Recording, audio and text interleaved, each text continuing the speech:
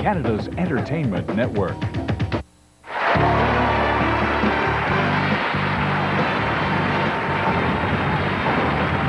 the Crime Television Studios, it's Grumps! Tonight's guest, author Stevie Cameron. Former Ontario Premier David Peterson. From Moxie Fruvis, Gian Gomeshi. Journalist Trish Wood. And now here's the host of Grumps, Mr. Jaymz.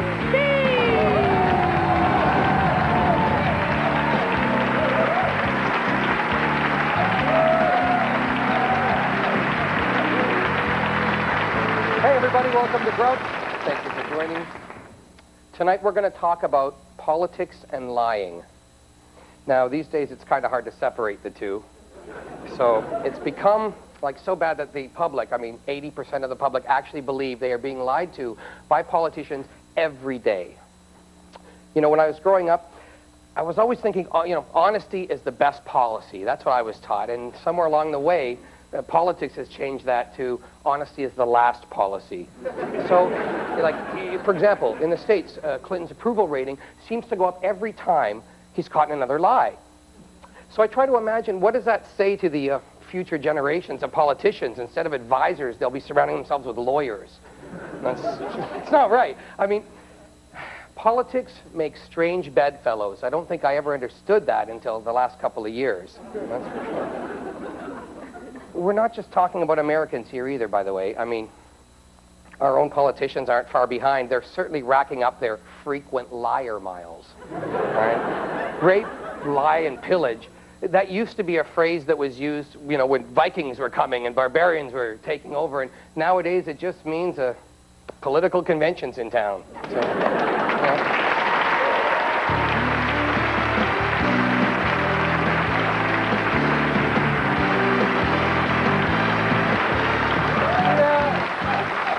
Okay, I'm being a little serious here because this is a serious topic, and I'd like to welcome tonight's guest. She's an investigative journalist and editor-in-chief of Elm Street magazine. Her new book is entitled Blue Trust, the author, the lawyer, his wife, and her money. Please welcome Stevie Cameron. Oh, big Cam. Thank you. God bless it. Have a seat. He's the former Premier of Ontario and is currently a senior partner and chairman at the law firm of Castles, Brock, and Blackwell. Here's the Honorable David Peterson. Man after my own hand. Thank you. He's the leader of the super hot group Moxie Fruvis, and his latest CD is Live Noise. Here's a friend of mine, Gian Gomeshi. Hey. Nice to see you. She's a broadcast journalist who's covered issues on media, violence, and culture. Please welcome Trish Wood. Thank you. You have some colorful drinks here. I pre-made them this show. Last time it took a while. Nice touch. Thank you. You're good at one thing, we know that. So far. Yeah. Now, a lot of this topic comes from the U.S. I mean, we're not, no one is, I think, innocent of lying, but Pierre Trudeau said, the government does not belong in the bedroom of the nation. And Clinton has turned that around to say, now, the nation does not belong in the bedrooms of the government. Is that fair? I mean, is there some kind of double whammy going on? Should everybody, for example, my favorite point is Larry Flynt, because this is like Year of the Hypocrite for me. I love Larry. I think Larry rules. I think he has emerged as a great American through this whole crisis, actually. My God, your standards have gone down, Trish. Not my standards, the American body politics standards, if you ask me. Look, he represents the lowest of instincts in our society. I mean, we don't get into it. That's another show. No, I don't applaud Hustler, but I applaud the fact that he's exposing this hypocrisy. I mean, these guys are running like cockroaches from the flashlight he's shining here. We like this. Well, and they're squirming. But is that the game here, to expose everybody's pictures? See, no, it seems to me, though, the reason that Clinton is enjoying some sympathy today, even though he probably lied, depends, I guess, on interpretation, but let's assume he lied about his sex life. most people, you could keep that area of human endeavor to themselves, and it's the most private area of human endeavor, and people sympathize with a person in that situation. David, you now, and they I don't are singing from sympathize the same song, but that's what Larry Flint is saying. He is saying exactly what you're saying. He's saying we shouldn't be bothering these people. Just do me a favor, don't associate me with, I've been associated with a lot of bad people, not Larry Flint, right? But you're missing his point. He is trying to expose people who are picking on Bill for something that frankly was none of their business, you see. He agrees with you. I agree with you.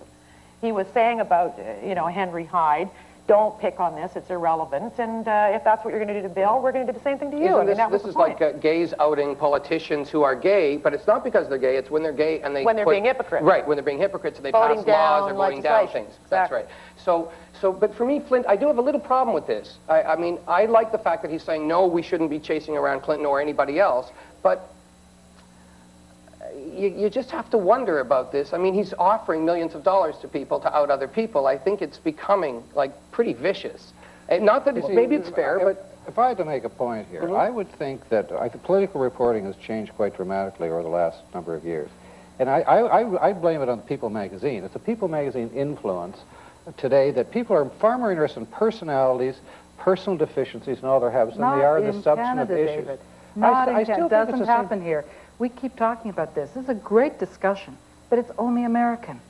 Americans have such extraordinarily liberal libel laws that you can write just about anything you want about an American, but any work that Trish and I've ever done, and I know we've had the same lawyers, you can't say anything if you know that it's true, if you believe it to be true, unless you've got the documents, unless you've got... So we don't go... Also, Canadians don't go into the private lives of politicians. Yeah, but also in Canada, doesn't it, like, break down on party lines? Like, I mean, only liberals lie, right? What are you? No, I think, I'm being facetious. You're saying everybody lies. I'm being facetious. I think that everyone lies. And I would have lied if it had been an affair. I mean, we all knew he was lying. We didn't blame him. But I think that the reason we don't blame him, and perhaps that the reason that many Americans don't blame him, is I think that to a certain extent there are acceptable lies. I mean, I have to say, I even think, to a certain extent, that lying is cool. Society'd fall apart if we all told the truth. Well, let's face it, right? I mean, I think that there are lies. If the predictable outcome, the consequences of the lies is not too great, is not negative, is not adverse, then what's wrong? I mean, if we take it down to its sort of basic... we just met backstage, right? Okay. If David Peterson said to me backstage, hey, Gian, I really like your music, he'd probably be lying. I said I like your hair. Well, there's nothing, nice hair. That would be another. Well, see, there's nothing wrong with him, even if he's lying. There's nothing wrong. That kind of makes me feel good. There's no predictable negative. Just if I say I don't like your politics, or I do like your politics, I might be lying. But he goes, hey, I was a kick-ass premier. The guy with the red hair likes me. He was a very intelligent guy. That's what I would have said. But I blame the Republicans, in a sense, for this whole idea about, I mean, there are lies, and then there are lies, and then there are lies. I mean, who cares if Bill Clinton inhaled? I hope he did. Anybody of his generation who was hip in university and hanging with the intellectual crowd was protesting the war and puffing on a joint once in a while. Yeah. I'm sorry. Yeah. And to say anything else about it is ridiculous, but he couldn't confess. He had to say a stupid thing. That's right. Because of the kind of right-wing, I think we have to read between the lines. Pat Robertson-type Republican idiots who live in this kind of world that none of us came from. It's a stupid question to ask somebody in hell. Who cares? But the interesting question to me is how you take this area of human endeavor that we're all talking about, really, the harmless little thing. You look good today. How are you? Fine. I'm doing even well. though you feel terrible. Yeah. I like all those kind of things. Women's weight. But how do you take that into the political arena? You see, politics is really just institutionalized human behavior, I would argue. Now, on a stage writ large, and you see some of the best, you see some of the innocent stuff, you see in some occasions larger lies, and I think people see in themselves things they like or don't like about politicians. I mean, it's almost a mirror. It's almost a mirror. You were in politics. What would be an example of a lie that you would say that would be, like, where would you draw your watermark? You cannot justify a lie.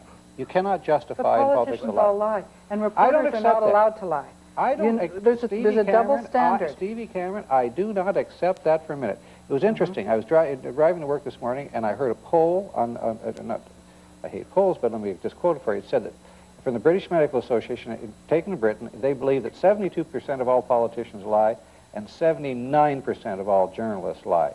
I have seen journalists spin, twist, to put politicians to shame in the way they spin for their own stories, for their own aggrandizement, for their own bylines. Yeah. Let me tell you something. Some of the least honorable people I've ever met in my life are journalists, and I say that with the greatest respect. And I've met lots of politicians. How can you say that with the greatest respect? It's a terrible thing to say. Well, you're right. I lied. I have no respect. I have respect for some, and I don't have respect for others. David, it depends on the individual. When I worked on the Hill, in the press gallery, politicians would lie routinely. We knew they were lying. We'd sit up there and go, oh, he's lying again, he's lying. No, the free trade agreement won't have any effect on our cultural industries and so on. Or no, I don't, well, anyway, there are many lies. But you cannot phone a politician and pretend to be somebody else. You have to identify yourself. Absolutely. There's so many ethical rules that you have to follow if you belong to a reputable news organization. And if you get caught making something up, once you're out. You're out. You're out. But let me tell you, there's a lot of things in there that are a matter of interpretation. And let me say, for example, you have a guy on the stock market, and two guys talking about the stock market. One guy will say the market's going up, the other guy saying the market's going down. Well, that's an One opinion. of them, well, it's opinion. I'm saying a lot of these things are in the realm of opinion or an interpretation on a set of facts. I mean, I don't, but do you know, but do you know a lot of, I mean, I don't see, and maybe I'm naive, a lot of blatant lies. I see people expounding their point of view, lots of which I disagree with. That this is our policy book before an election, and this is what we're going to do, and then not doing it. I mean, is that a lie? It happens. You say you're going to do something, you don't do it? It happens. You know what? People do change their mind. We're going to cool off your seat. We're going to cool off your seat. Hold that thought, because we're going to cool off your seat, and we're going to come back together in just a couple of seconds. This is fast. I know it's going fast. Stay with us.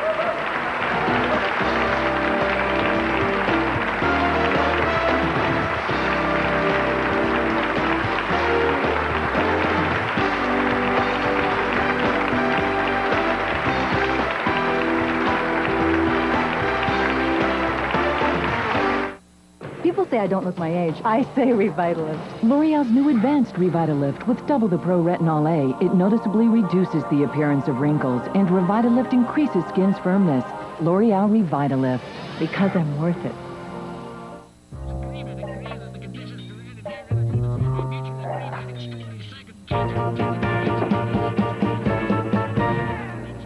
Only you can make this world seem right. Only you. Clorox, got yours?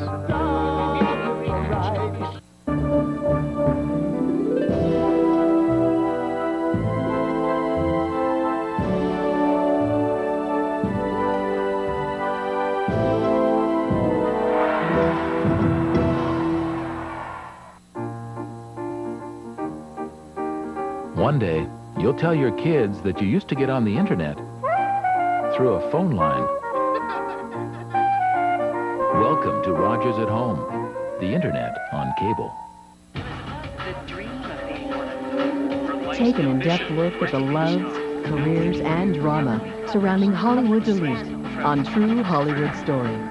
Underneath that well-polished facade was another Anthony Perkins, the insecure, guilt-ridden gay man who eventually contracted AIDS. Between the tabloids and the movie screen lies the real Mia Farrow. Into the heart of Hollywood with True Hollywood Story on Prime, Canada's entertainment network. Fad number 329. Some things never go out of style. Canada's entertainment network, Prime. 100% fad-free TV.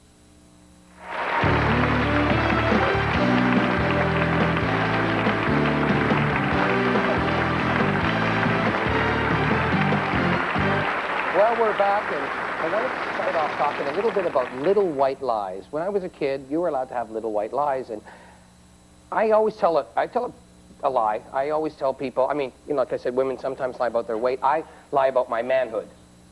I say it's very small. That's a big lie. Okay, but as an example. That's an example, though.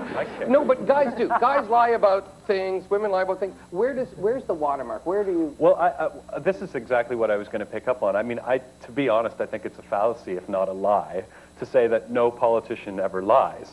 David, because I think that everyone lies. But I mean, Only an idiot I would also tell the think truth what all the I was time. kind of getting at, though, and it might be a semantic issue, but what I was kind of getting at is when I said it was sort of cool, is that it's almost a cultural protocol at this point. It's like when we say, "Hey, you look great today. How are you?" Fine, you know, and it's almost a way of making ourselves feel good about each other. And when it extends, when it grows.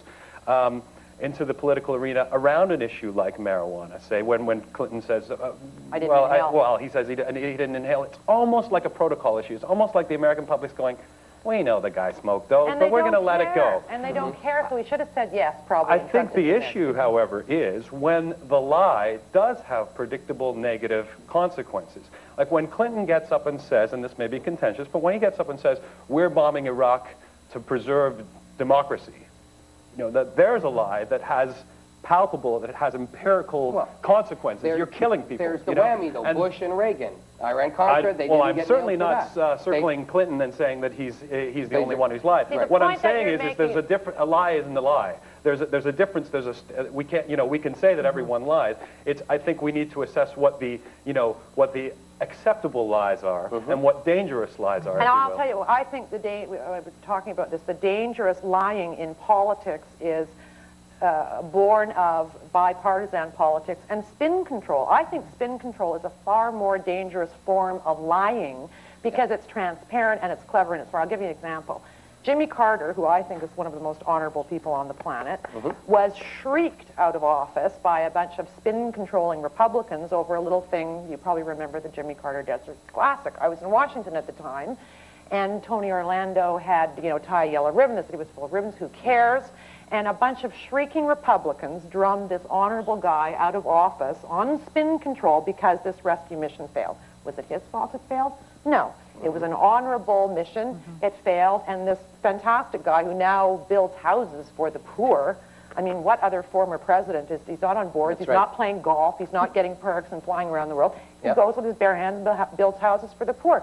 Shrieked out of office by spin-controlling Republicans. I think that is much more dangerous because it's transparent and it provokes a kind of mob mentality in the voting booth. It's too simplistic. Let me just try to be helpful here. My experience with the press is they always have their spin. And it tends to be, by and large, a pretty cynical spin. They see the worst of it. And if they can get you personally, it's better than getting you on an issue. I never And did that. the easiest thing, I'm just telling you my David, experience. I'm not being personal. I'm not addressing you. You two. got it. I don't you see were that. you were two of the finest journalists I've ever met in my whole life. But Now who's telling the truth? No. okay, I made a mistake. Where's the meter? No, but what I am saying but generally speaking, in the galleries, they tend to run in a pack. They love to play gotcha politics. They love to find something where there was a little discrepancy between this, that, and the other, and they tend to enjoy personal things. Well, you know what? I'm going to agree with you on this. Pictures of playing golf, pictures of whatever. In the old days, I think, Stevie, they didn't try to. They left your personal life alone, but I see much more of an invasion into that. With Gian, for example, Gian and I are both musicians. If we are misquoted or someone takes something we say way out of context, I have to scratch my head and go, we're like nobody as far as we're not having huge impact on the world. So I can imagine if we're made to look a certain way, depending on a journalist, that could happen a lot more often to a politician. Depending on journalists having a spin. I mean, that's just sloppy reporting, and the people who are misquoting people should be fired. But with journalists, we can turn it around to TV now. I mean, back in the old days, if somebody wanted to lie to a group of congressmen, it's a little group, smoky room. Now it's on television. Now you see people lying. TV, right? The one thing about television that I think is dishonest, and working on a program that has used this technique and in fact debates this technique is, I mean, there are many things about television that lie. I mean, television can be a dishonest medium just by virtue of the way people look. But we did something called a jump. We couldn't get, well, you work there, you know this.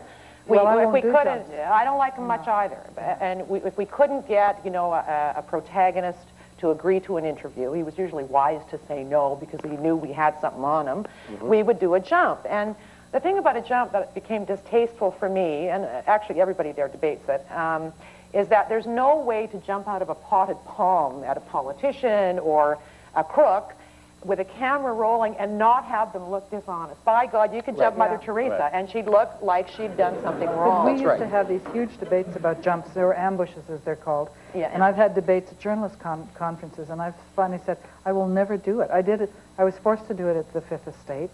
Because it's television, because television is entertainment. And the audience wants that payoff, and the audience wants it, but it's changed the face of politics, because now politicians really do have to be actors. I mean, no, I don't just mean Clint Eastwood or somebody. If it's a politician, we shouldn't have to be jumping him. He's accountable through the press to the public. He should have to and the one jump I did at Queen's Park, we'd been trying to get an interview with him for 6 weeks, and he wouldn't do it. So finally we said, fine, the gloves are off. A boy is dead. We need your, answers to these questions. And we jumped him, and 5 minutes later he was calling our office saying, oh, gee, I guess I can do an interview now, because he knew that he already was going to look bad. He had plenty of time to prep for the interview. I think the journalist looks worse than the Can politician. I, as the only non-politician or journalist on the panel, at least informally, so you make a lot of political statements in your singing, yeah. That's why I love it. Stevie. And I actually do love it. See, I can't tell now. All this lying stuff, I can't really tell what's real. And, hey, another she love really connection. Like me or not? Yeah, no, this show's going fine. So all I wanted to say, sorry to cut you off, I wanted to just say that I don't think that we can, blame the propagation of lies, or say that lying is a product of journalists or of the media growing or of television. I think that politicians, not just politicians, but politicians tell hideous lies. And I think in a lot of cases, some politicians tell hideous lies with terrible negative consequences that journalists don't pick up. I mean, you just talked about how much you love Jimmy Carter. This is a man who talked about the Shah being a symbol of democracy in Iran 9 months before his people, who loved him apparently so much that they overthrew him. This was a brutal dictator. Carter was guilty of those lies also. Carter was guilty of the same lies, and journalists at the time did not expose him. Chrétien is currently Carter lying, or was he misinformed? I mean, did he have the wrong spin on it? I mean, no, I mean, I think you just told me he was a really smart man. I mean, it wasn't very difficult to figure out. There were a million people in the streets. Wrong. I'm not going to defend it, but I'm saying you can say things that are wrong that aren't lies, too. You know what I'm saying? All I'm saying is there seem to be, I mean, with the exception of Sheila Copps being called on the GST thing, there seems to be acceptable lies. There seems to be, tell me, I mean, you guys are the journalists here, tell me, aren't there things that people say, kind of almost like Clinton saying we're doing this for democracy? I mean, a lot of people kind of came out and said this is a wag the dog scenario with the Iraq situation, but most journalists didn't actually say, is this about democracy? Didn't really call them on it. It seems to me that there are acceptable lies out there, and I agree with you. I think David Peterson, for whether you were a great premier or not, I think you got pretty good press. I think to a large extent, journalists were kind to you. I remember reading great things about you all the time, Yeah. And we're going to come back and be very nice to you. I wouldn't put this in just a second. We're coming back for you next time. Okay? Watch the swinging lizard. You're getting sleepy. Be a part of our Grumps studio audience and call 443-6066 now. Watch the swinging lizard. People say I don't look my age. I say Revitalift. L'Oreal's new advanced Revitalift with double the Pro Retinol A. It noticeably reduces the appearance of wrinkles, and Revitalift increases skin's firmness. L'Oreal Revitalift. Because I'm worth it. What moves at 65,000 miles an hour? Planet Earth. If you have an invention, call 1-800-432-IDEA for your free inventor's kit. That's 1-800-432-IDEA. Call now. The world isn't slowing down.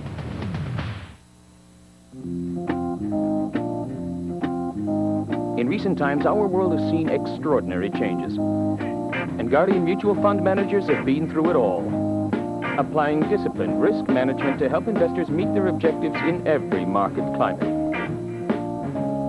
Shouldn't you have this kind of experience managing your money? Ask your financial advisor about the wisdom of holding at least one Guardian Mutual Fund in your portfolio. If you wear store brand undergarments, Here's important news from Depend. Lunchtime? I can't. I've got too much to do. Nonsense. You're going. But my hair. I'll do it in the car. Only Depend has Absorblock for the best Depend protection against leaks. Leading store brand undergarments are 50% more likely to leak than Depend. June Allison. Depend. Because you've got a lot of living to do. Arlene brings you the other side of the story with style. We're going to have people with all different analysis and with the best brains to do it. You won't want to miss it. Watch Bynum at 6 p.m. Eastern, 3 p.m. Pacific on Prime, Canada's entertainment network.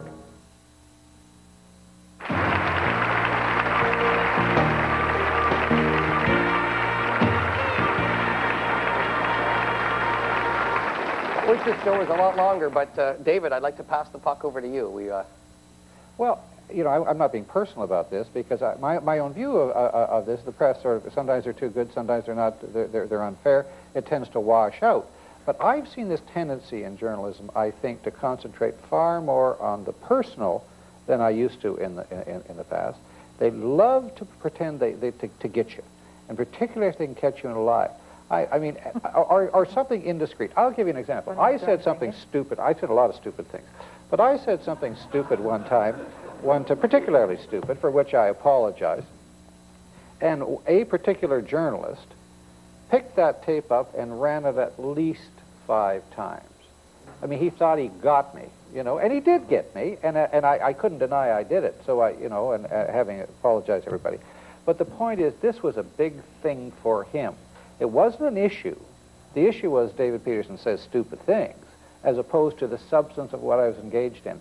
And I think I find that television and increasingly the print media tends to concentrate on those kind of personal indiscretions and or personal lives as opposed to the substance of the issue. I really do believe, even though we're in the middle of the information age, the most difficult thing is to get substantive information across. But when all issues are complex in politics, trust me. There's no easy side. And what you have to do is simplify in order to make your point. And in simplifying, you run the risk of oversimplifying to be interpreted by others as, quote, a when lie. Bram Mulroney says, I will never bring in free trade, don't blame the journalist for calling him on it. Yeah, we're out of time, but we're gonna keep talking, folks. Thanks for coming. In any other life. We're hanging out. Yeah. No, I usually don't know Mulroney, so I think, God, I want to run over. We could hang out here for a while and keep going.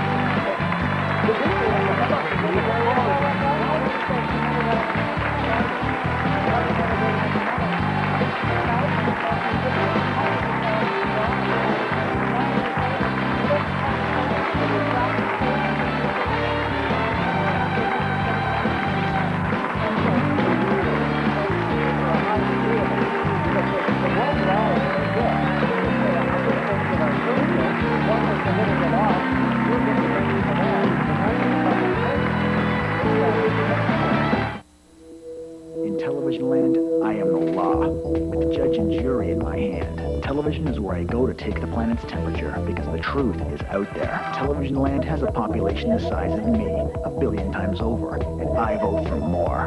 In 1990, Rogers began making your neighborhood one of the most future-ready in the world.